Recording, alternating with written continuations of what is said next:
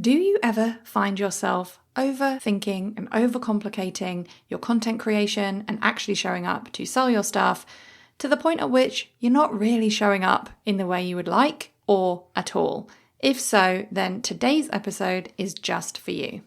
Welcome to the Soulful Sales Show, where we talk about believing in the value of your offers, getting them in front of your right people, and selling more of what you do in your unique way. Hi, and welcome back to the Soulful Sales Show. It has been a little while since I published an episode, and I'm just going to give you a little bit of context about that because it really plays into what I'm going to talk about today. And what I'm going to talk about today is when you are overthinking, sharing your content, showing up to sell, and potentially avoiding showing up to sell so you're not actually doing it.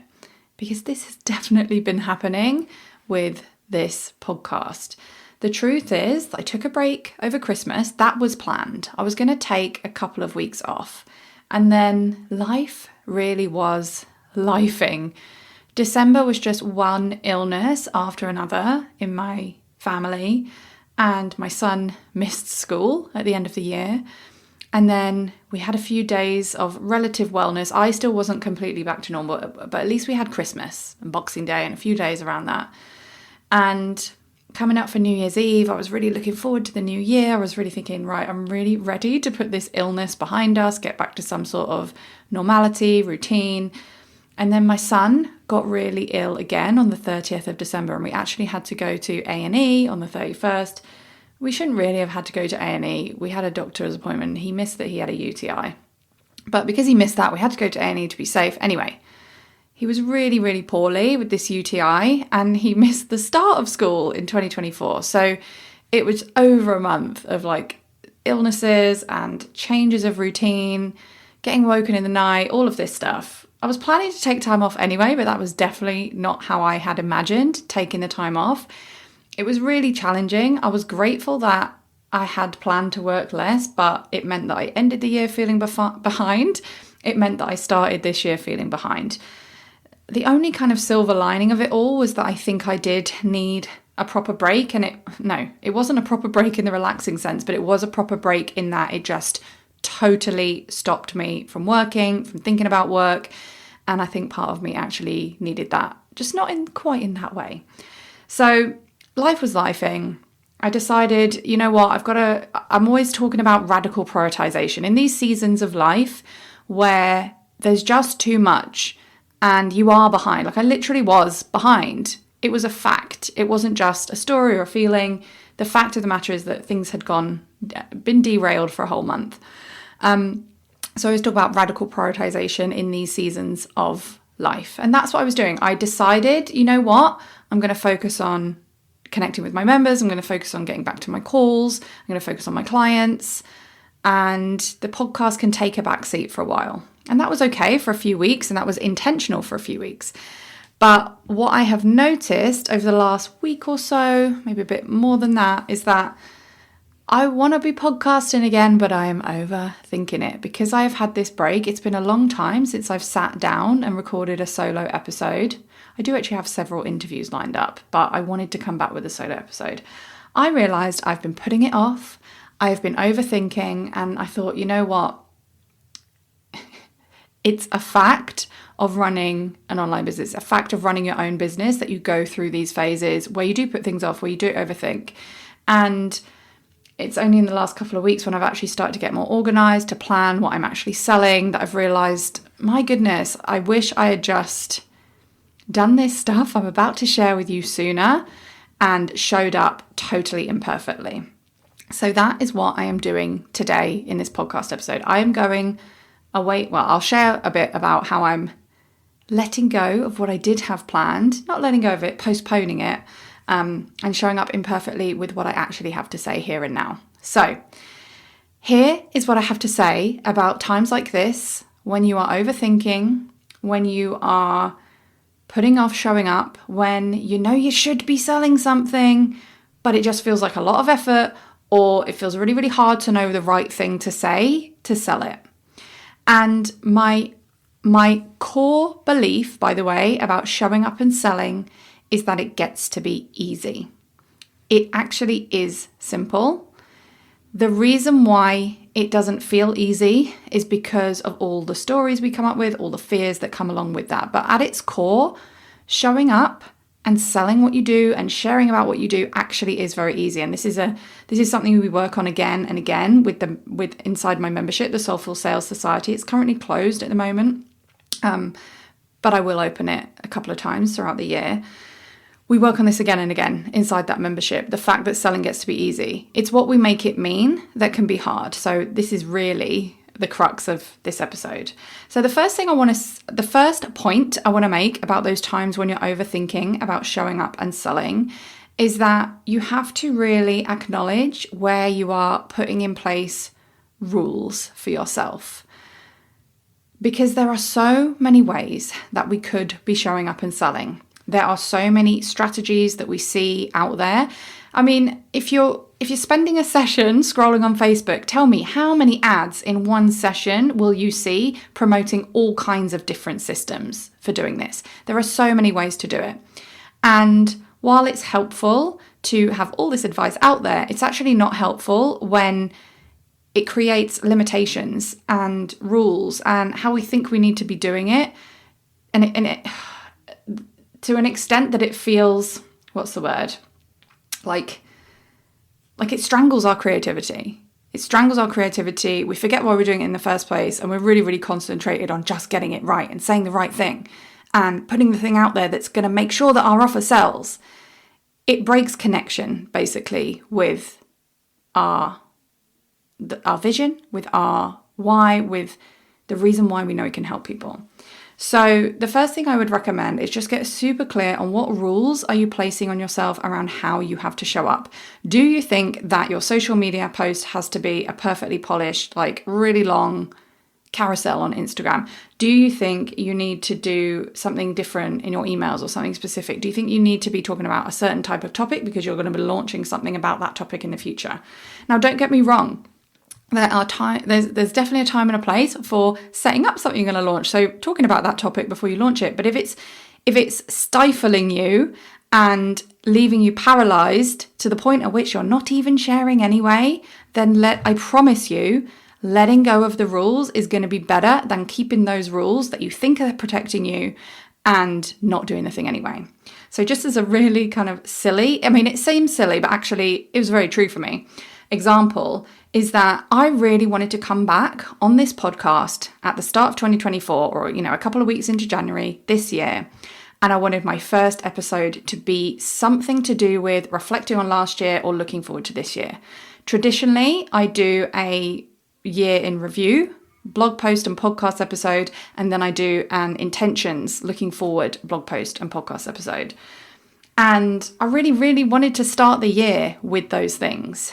And the truth is that those things are actually quite big. They do require more planning than some of my other kind of podcast. Like this podcast episode is way more off the cuff and easier and quicker to record. And because I had this rule in my head, all that was happening was I was not doing it and I was not doing anything else either. That rule is there because I've done it before. There's not even really that good reasons for it. If you've got like rules about how you think you could be showing up, you might have more compelling reasons than I do, but I share my example to highlight just how stifling these rules can be. So this is the first point. Let go of the rules, like I am doing with this episode. The second part, and this is really actually very related to what I just said, is you want to get in touch with the part of you that is creating this resistance.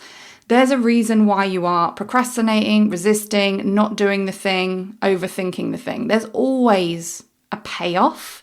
There's always a benefit to it.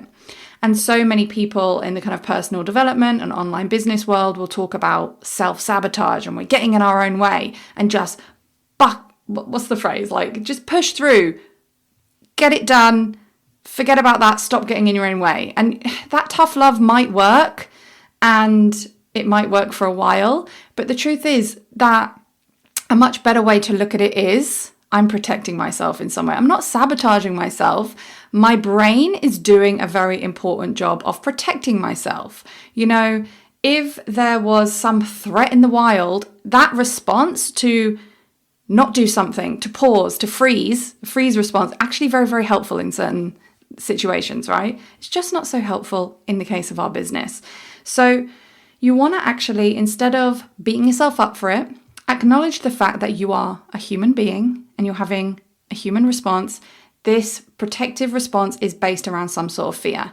The more you can bring awareness to what actually the fear is, the more you can reassure that part of you, and the more you can, hopefully, as a result of that reassurance, actually move forward imperfectly. So for me, I was reassuring myself that it's okay to let go of my own self-imposed rules, right? And I get to move forward imperfectly and say what I want to say anyway. It's also really important to acknowledge the fears that were going on under there for me. Like, people are expecting a certain type of content at the beginning of the year. People who are excited about a new year. I am actually excited about a new year. It just so happens that my energy and my life and my family was not matching this part of me that was very, very excited.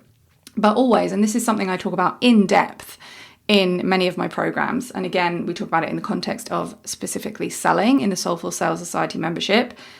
Really getting into dialogue with that part of you without...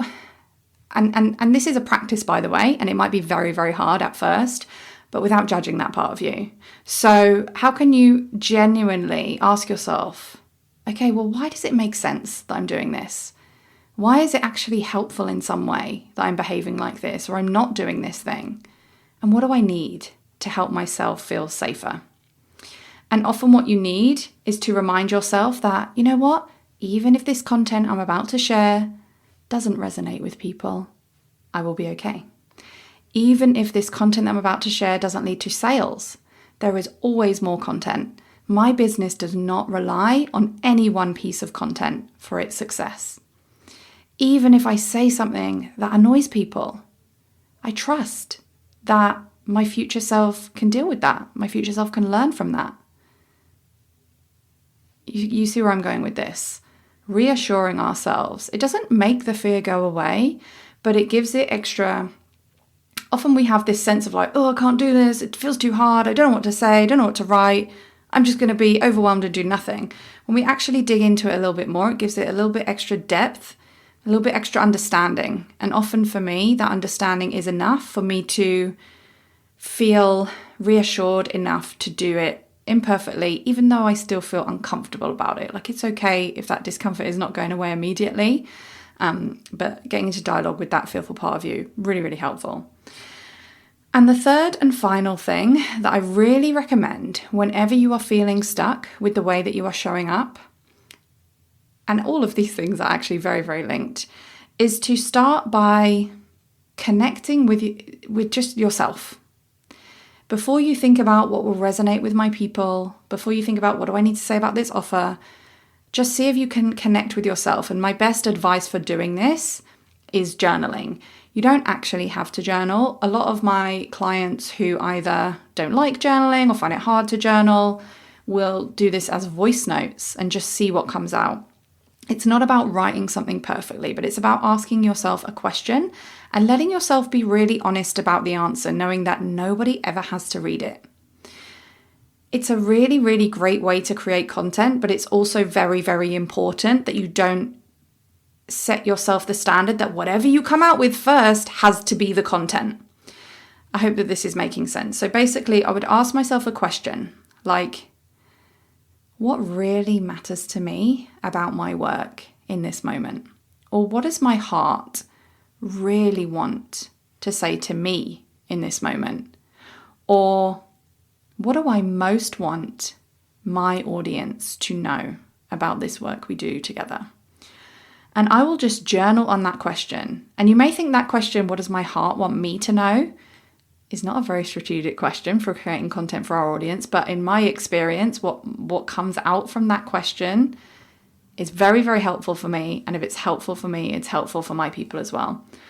So just allow yourself to journal on that question and see what comes up. And often, I mean, this is literally my secret weapon for when I am feeling blocked with what to say, whether I'm selling or whether I'm just showing up and nurturing my audience. I ask myself questions from the heart and I journal on them. And I'm often blown away by what comes up. But even if I don't use exactly what comes up, and often I do actually, obviously I edit it a bit, but even if I don't use exactly what comes up, it's often the kind of the unblocker and the first step that I need in order to get, the whole thing back in motion. So yeah, I highly, highly recommend that practice. And that is what I call heart-connected content. I am connecting with the heart, with my heart, with the heart of what I do. And then I share some of that, absolutely not all of it. And some of stuff that comes up is personal. You don't want to share it, and that's fine. And I'm sharing that with my people to connect with their hearts as well. And like I said, it really is my secret weapon. There are times when I'm feeling more inspired and motivated to deliberately be more strategic with my content. So for example, writing a series of emails that are specifically tailored towards whatever it is that I'm launching. So I'm not saying I don't do that as well. But when I'm feeling blocked, using this heart-connected journaling method to then create content off the back of that is the best way to get it flowing again. And it really comes back to what I said in the first point, to letting go of the rules. Because our brain is going to tell us this isn't a strategic way to show up in my business, to just connect with my feelings and then share that. This isn't a strategic way to talk about my offer and sell what it is I'm doing. But the truth is that there is absolutely a place for you sharing from the heart in your business. If you are a heart-led person, then that is important to you, and that is the way that you do things, and that will make a difference. Like, I can't tell you the number of times I have bought from businesses and brands based on them sharing something really meaningful about why they do what they do, or their wider philosophy for the world that actually is not directly linked to the work that they're doing, but actually it informs everything that they do. I have bought from so many businesses for that reason. So it is strategic in its own way, but it's not about being strategic. It's about unblocking yourself, allowing yourself to be creative, allowing yourself to let go of the rules and just show up imperfectly. Because I promise you, showing up imperfectly is so much more powerful for your business than not showing up at all. So this is me doing my own version of that. And the reason that I'm sharing this with you, like obviously this has been a bit of a mixture of an episode. Like, I've been honest with you about my blocks and all of this stuff, and I've given you a few practical steps as well. But the reason I am sharing this with you is because I've been doing the journaling.